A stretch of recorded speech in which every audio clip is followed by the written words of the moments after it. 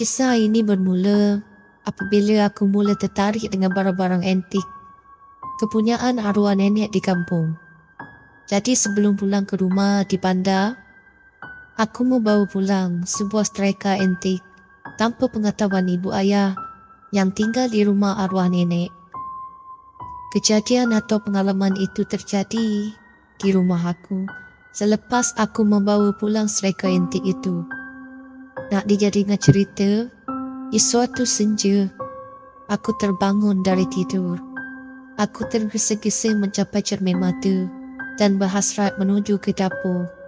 Aku bingung. Aku tak pasti yang aku benar-benar terjaga atau aku masih bermimpi. Sebab apabila aku melihat keadaan di sekeliling rumah, seakan-akan aku berada di alam yang lain. Keadaan suram dan sunyi sepi. Aku tertanya-tanya, di manakah ahli keluargaku yang lain? Selalunya keadaan di rumah riuh rendah, tetapi kali ini tidak seperti kebiasaannya.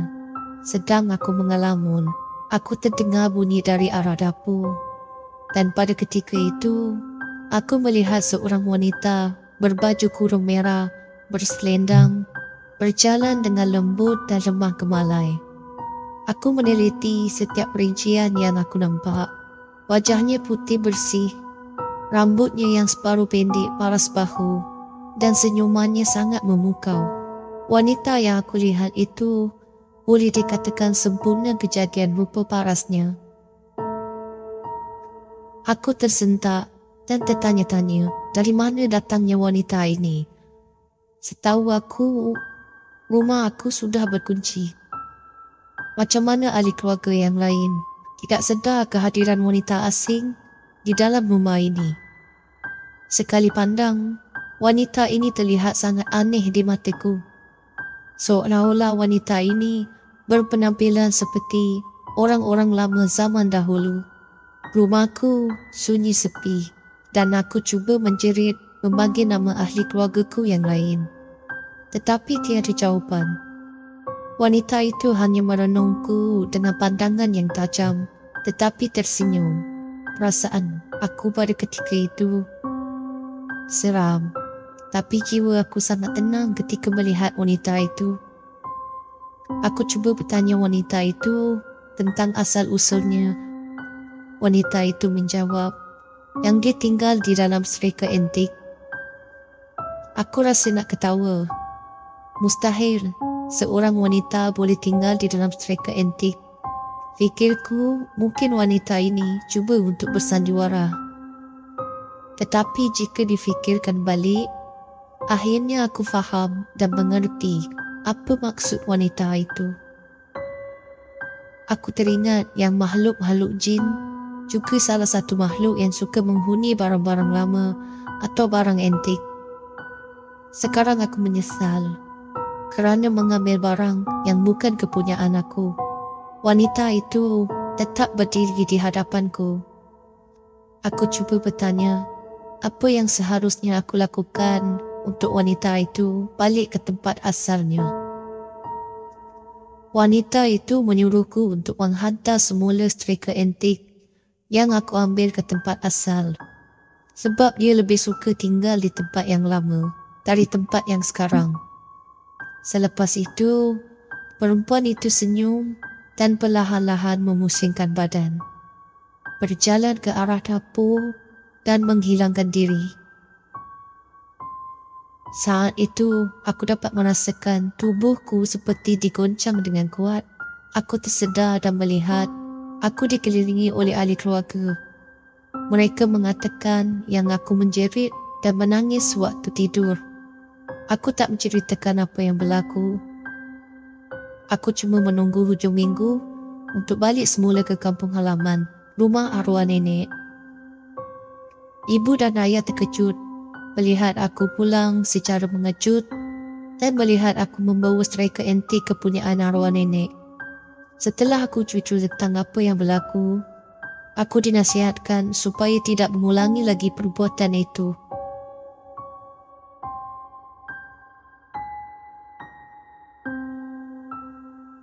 Nama aku Usaimi. Jodoh aku dengan isteri tak panjang. Kami dikurniakan seorang anak lelaki yang berusia 9 tahun. Anak lelaki itu sekarang tinggal dan di bawah jagaan aku. Aku nak berkongsi kisah tentang anak patung yang aku kutip dari tempat pembuangan sampah. Kisahnya begini. Sewaktu aku pulang dari tempat kerja, aku terpandang satu anak patung betul-betul di atas tong sampah besar. Entah kenapa, aku tertarik ketika melihat anak patung itu. Ianya merupakan sebuah model anak patung klasik. Lama juga aku merenung ke arah anak patung tersebut. Rasa macam jatuh cinta pula. Akhirnya aku memutuskan untuk bawa pulang ke rumah. Aku membawa pulang bukan untuk memberi anak aku sebagai permainan, cuma untuk hiasan rumah. Anak patung yang sedikit kotor telah aku cuci dan aku meletakkannya dalam almari kaca sebagai salah satu koleksi barang lama. Nak dijadikan cerita, malam yang pertama, anak aku mengatakan yang dia ternampak ada seorang gadis berumur lingkungan 12 tahun bermain-main di ruang tamu kami sambil ketawa. Aku tidak mengendahkan dan menganggap itu adalah satu mimpi buat anak aku. Selang beberapa hari, aku ternampak di dalam bilik anak aku sendiri. Anak aku seolah-olah sedang bermain dengan seseorang. Masa itu, jam dah menunjukkan pukul 10 lebih malam. Kalau nak ikutkan, itu mungkin perkara yang biasa. Tapi melihat keadaan anak pada waktu itu, memang seakan-akan dia sedang bermain dengan seseorang. Aku teruskan melihat sehingga aku nampak mainan-mainan yang bertaburan bergerak-gerak tanpa disentuh. Aku memanggil dan memujuk anak aku untuk masuk tidur lebih awal. Tetapi anak aku enggan mengikuti arahan tersebut. Katanya kawannya tidak puas bermain. Aku tak banyak cakap. Lalu kemudian menarik tangan anak aku untuk masuk ke dalam bilik. Seram sejuk keadaan bilik itu ketika aku sedang menutup lampu. Alhamdulillah, tiada apa perkara yang buruk yang berlaku pada malam itu. Selang beberapa malam, anak aku yang sedang tidur terbangun. Berkali-kali cuba mengejutkan aku supaya bangun dari tidur. Anak aku cakap dia takut sebab kawannya tengah marah sebab tak nak bermain dengannya. Aku menyuruh untuk menunjukkan di mana kawannya berada. Anak aku menunjuk ke arah pintu bilik. Dan ketika itu, aku terkejut apabila melihat ada satu kepala sedang mengintai kami dari luar bilik tidur. Anak aku dah mula menangis kerana takut. Aku memeluknya sampailah dia tertidur. Aku sekarang yang tak boleh tidur. Memang rasa sangat ada yang sedang melihat kami. Aku dengar bunyi tapak kaki orang berlari dan suara budak kecil yang sedang ketawa. Dipendekkan cerita, aku menghantar anak aku balik ke rumah mak untuk sementara waktu. Kemudian aku memanggil seorang kenalan atau ustaz untuk memeriksa keadaan dalam rumah aku. Jadi setelah memeriksa keadaan rumah, ustaz itu menunjuk ke arah anak patung yang berada di dalam almari kaca. Punca gangguan di dalam rumah itu berlaku adalah datang dari anak patung itu. Teruk aku kena marah dengan ustaz sebab mengutip barang-barang yang entah dari mana. Entah barang itu tempat pemujaan, entah barang itu tempat membuang saka. Janganlah suka-suka kutip bawa balik rumah.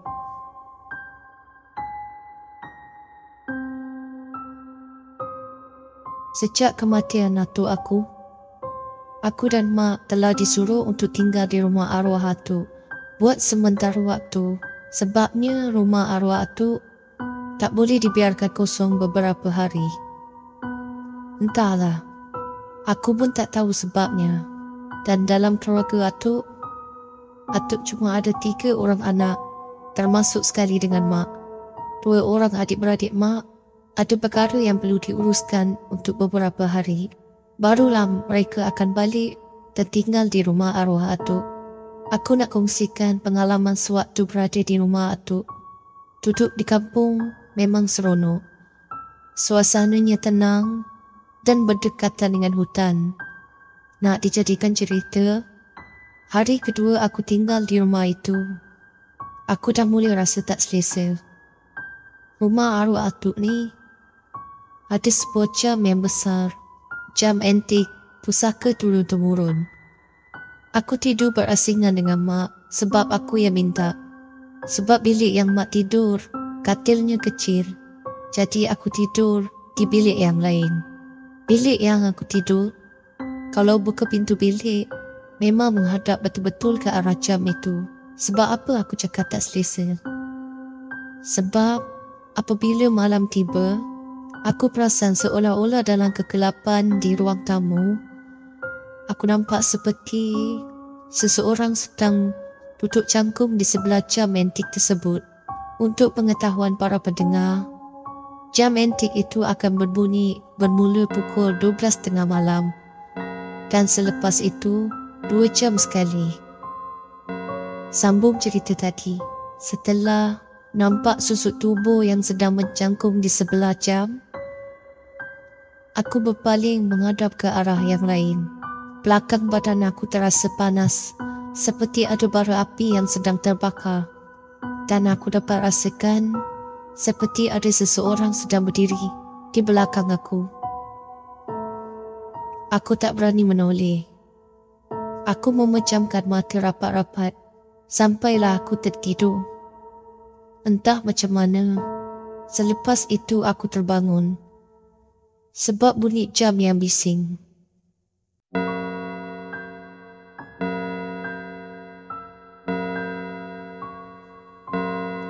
Aku bangun dan duduk sebentar di atas katil. Dalam keadaan yang mamai dan berhayal, aku terpaksa menunggu bunyi jam itu habis. Kalau tak, ianya sangat mengganggu. Sempat juga aku melihat jam pada waktu itu. Aku pelik sebab jam itu berbunyi sewaktu pukul 11.30 malam. Sepatutnya jam itu akan berbunyi pada pukul 12.30 malam. Mata aku terus sekar, tetapi aku hanya mendiamkan diri.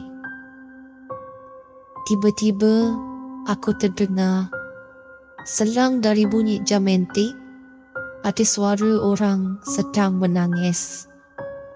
Maksud aku, suara tu selang-seli dengan bunyi tangisan seseorang.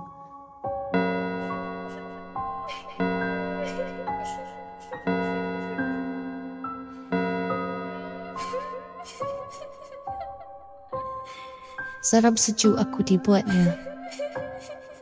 Aku teringatkan mak. Mungkin itu suara mak sedang menangis kerana terlalu sedih dengan pemergian arwah atuk. Jadi perlahan-lahan aku melangkah turun dari katil. Semakin aku menghampiri pintu bilik, semakin gemetar perasaan aku. Aku mengintai ke arah ruang tamu dan aku nampak ada seseorang sedang duduk di kerusi membelakangi aku. Seingat aku, ianya seorang perempuan sebab aku nampak rambut yang panjang. Aku tahu itu bukan mak, tapi siapa agaknya? Mungkin ada saudara mara yang balik semasa aku sedang tidur. Aku kembali masuk ke dalam bilik tanpa menutup pintu bilik. Aku cuba untuk telefon mak, walaupun sama-sama tinggal dalam satu rumah. Masa itu, baru aku perasan ada satu WhatsApp dari mak. Dalam chat itu, mak menulis, kalau ada apa-apa yang kau nampak atau terdengar apa-apa, Jangan sesekali tinggalkan bilik. Baca doa banyak-banyak. Aku dah mula ketakutan. Semasa itu jugalah aku nampak di luar tempat jam antik itu berada. Ada seseorang sedang merangkak melintasi jam antik tersebut. Aku tak berani nak keluar. Aku selubung diri dengan selimut dan cuba untuk menghubungi mak. Alhamdulillah, mak masih tak tidur.